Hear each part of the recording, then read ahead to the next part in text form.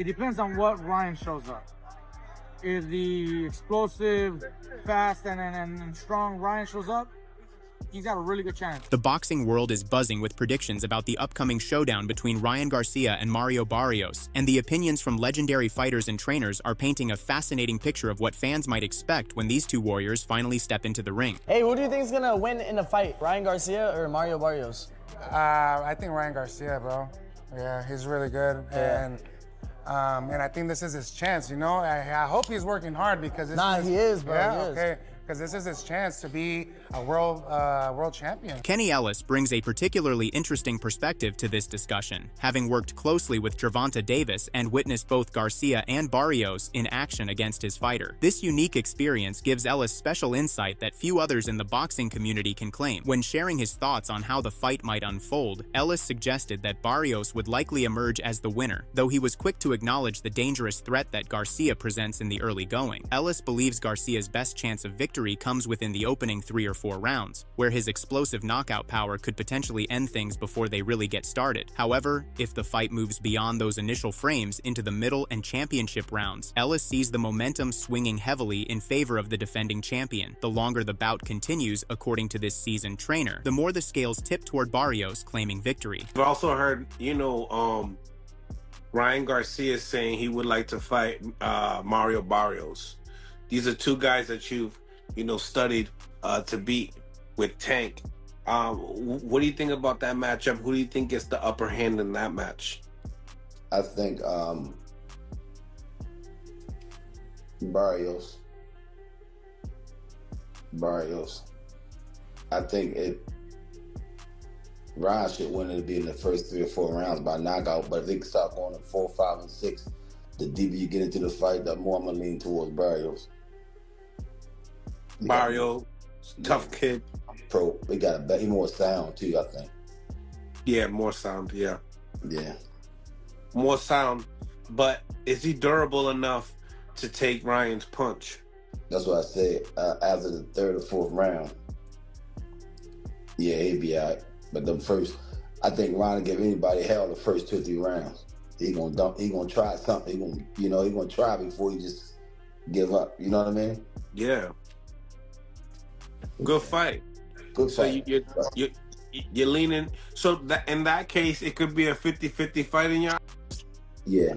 Yeah. Meanwhile, Conor Benn is watching this matchup with intense personal interest since he holds the mandatory challenger spot for the WBC welterweight title. The British fighter has already made his travel plans to Las Vegas for the event and has publicly stated his belief that Garcia will come out on top. Fresh off his points victory over Chris Eubank Jr. at Tottenham Hotspur Stadium last November, Benn has been extremely vocal about wanting to challenge Garcia for the championship belt. The Englishman dreams of bringing that potential fight back to the United Kingdom, ideally staging it at a massive football stadium in front of his home crowd. Benn seems convinced that a showdown between himself and Garcia is destined to happen sometime in the coming year, and he clearly prefers that matchup to any other possibility. Yeah, of course it is. I mean, listen, I said I'd be WBC World Champion. It was always a dream. So to be in touching distance and to be made mandatory for the WBC World title, I'll be there ringside and I want the winner.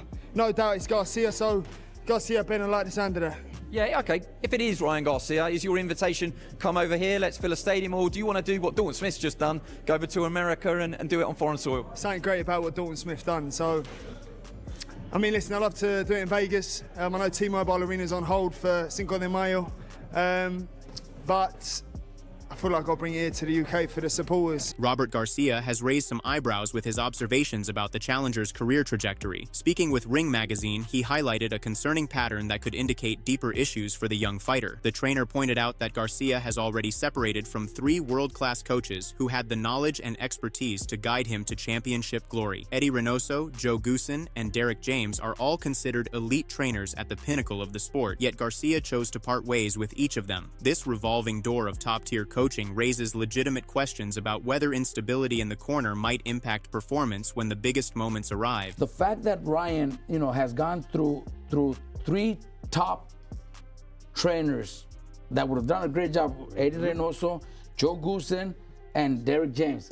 Correct. And he's not training with neither of them. He's training with his dad, which I'm not saying the dad is not, the dad brought him through the amateurs, but when he left his dad or went to seek a different trainer, Before he came back to that, he went through 3 different trainers. Wow. That means all 3 are not good enough to, you know, they're all 3 Here's the are question. best in the Here's the world. question. Did Ryan Garcia ever allow those trainers to be the boss? That's to why he's teach back them? with his dad, because I don't he's think the he did. boss. That's why. Yeah. Look, Joe Goosen, I know Joe Goosen. My brother used to train with him. He's not gonna just let you get away with stuff like that. Derrick James shouldn't either. Eddie Reynoso doesn't need. He's made so much money with Canelo that if you want to come to me, it's gonna be under my rules. And if that didn't work, then Ryan's back. So that's I give that big advantage to Barrios to even pull that off. The legendary James Toney has also shared his perspective on the fight, emphasizing the importance of Garcia maintaining discipline and sticking to a smart boxing approach. Toney recognizes that this matchup has all the ingredients to turn into a wild firefight given the Mexican heritage and aggressive tendencies of both competitors. He said, "It should be a good, all-out Mexican war. If he can outbox him or anything like that, I think he should win. If he boxes him, he's going to win. If he does against Tank, same result." Devin Haney himself has joined the chorus of voices discussing this matchup, though his motivation is entirely self-serving. After capturing the WBO welterweight championship with a unanimous decision win over Brian Norman Jr. in late November, where he scored a second-round knockdown before controlling the remainder of the fight, Haney made it clear that getting revenge against Garcia sits at the very top of his wish list. The 27-year-old champion told Fight Hub TV that he hopes Garcia wins the Barrios fight because it would set up an enormous unification bout between them. Haney believes the timing could work perfectly for them to meet again in what would be a massive event later this year. Ryan Garcia was actually one of your biggest cheerleaders on Twitter. He was hoping you would win. He even bet $50,000.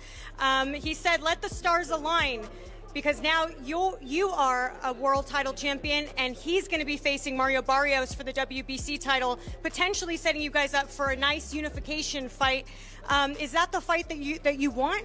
Of course, that's redemption. You know, so same way he was rooting for me, I'll be rooting for him. I want him to win, and I think that it will align, and it will be a massive fight. Shawn Porter has perhaps delivered the most sobering assessment of the situation, issuing a serious warning about what could happen if Garcia arrives in anything less than optimal condition. Porter, who held the WBC welterweight title in 2018 before dropping it to Errol Spence Jr. in a memorable unification clash, has established himself as one of boxing's most insightful analysts since hanging up his gloves. His championship experience and victories over respected fighters like Danny Garcia and Yordenis Ugas lend considerable credibility to his opinions. Porter was deeply troubled by what he witnessed in Garcia's performance against Romero, viewing it as significantly below the level required to compete for world titles. The former champion warned that if the California native shows up without his offensive tools properly sharpened and ready for championship-level competition, Barrios will punish him relentlessly over what could become an excruciating 12-round beating. No, Ryan did not look good against Rolly Romero. Didn't look good at all, you know.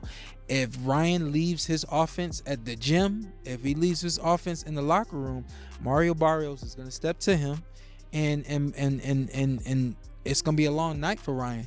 The other side of that is Ryan's got to be fast, because Mario and his team, they're going to be prepared. They're going to be prepared for that left hook. They're going to be prepared for a lot of the offense that's coming right at him. And Ryan just has to be on point. However, Porter's analysis is not entirely pessimistic for Garcia's chances. The former champion identified speed as potentially the challenger's greatest weapon, but emphasized that this advantage only matters if Garcia brings his absolute best version to the ring. Porter acknowledged that Barrios and his coaching team will have studied Garcia's devastating left hook in exhaustive detail and will certainly implement a comprehensive strategy designed specifically to neutralize that dangerous punch. For Garcia to walk away with the championship belt, Porter stressed that he must perform with maximum sharpness and precision throughout the fight. Interestingly, if everything comes together for the challenger and he truly performs at peak capacity, Porter actually envisions a knockout victory as the most probable result, suggesting that Garcia possesses the raw stopping power to end the fight early when operating at full efficiency. If he wins that fight, it should be by knockout. If Ryan is on point, he should get past he should get past Mario Barrios in the fight with that we all want to see, with Haney is right there for us. Tim Bradley provided perhaps the most comprehensive analysis of the matchup when speculation about the fight first emerged back in November. Bradley, who achieved championship success in both the light welterweight and welterweight divisions during his illustrious career, voiced concerns about Garcia's ability to cope with Barrios' advantages in championship experience and ring intelligence. The analyst echoed the concerns about Garcia's showing against Romero, stating that bringing a similar lackluster performance against Barrios would make the champion's job remarkably easy. Bradley specifically highlighted punching power as a crucial element that could determine how the entire fight plays out. He observed that Garcia tends to look uncomfortable and uncertain when sharing the ring with opponents who possess genuine knockout ability. This makes Barrios' power a significant factor worth considering, even though devastating knockout punching is not necessarily the champion's primary strength. Well, Ryan's gonna get a lot of opportunities because he brings a lot of eyeballs. Again, this is boxing's a popularity contest now, man. You know, that's what it's about. If you got the draw, you know, you're gonna get more opportunities than the other guy that's working to climb up the ranks to be able to get his shot when nobody knows who he is, right? So, you know, look, there's not a far-gone conclusion that Ryan can take out a guy like Barrios, man. Barrios is experienced. I don't give a damn what anybody say. He got a lot of experience, man. He got the best resume at 147 pounds, right? He's a champion. You know what I mean? He's been in the ring with Tank Davis as well. He's been in the ring. Who else was the guy he been in the ring with? That was Pacquiao recently, obviously. Pacquiao recently, and there was another one. Thurman, was it Thurman? Yeah, Keith one-time Thurman. So I mean, he's felt resistance. He's felt resistance at every single level, right? You know, even with the southpaw. So I mean, you got a guy like Garcia. You know, his last performance wasn't that great. I expect him to have a better performance this time around. You know, he gonna need to have a better performance because if he brings that type of performance into the ring with Barrios is gonna eat him up.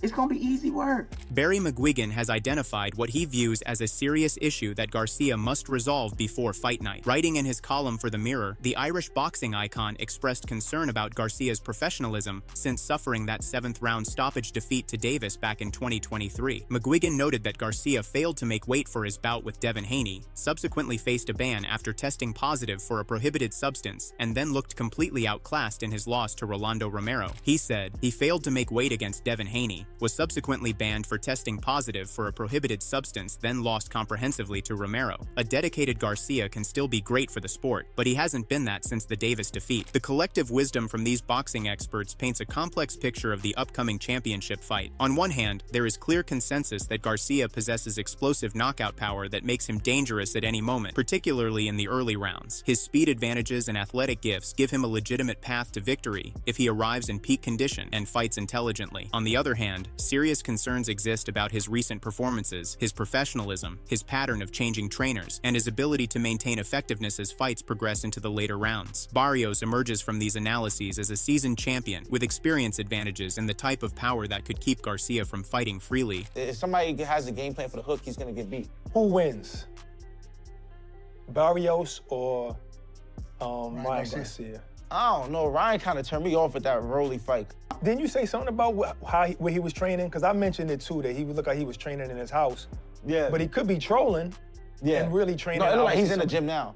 Yeah. It look like he's in the gym. He look like he's trimming down. He look like he's in shape now. Definitely looking in shape. Yeah, he definitely like he's getting smaller. He's trimming down. I was looking at his pictures. I'm like, yeah, he like he's getting ready to fight. But what turned me off about Ryan was when I was watching him and Rolly, like ringside, it looked like Rolly froze him.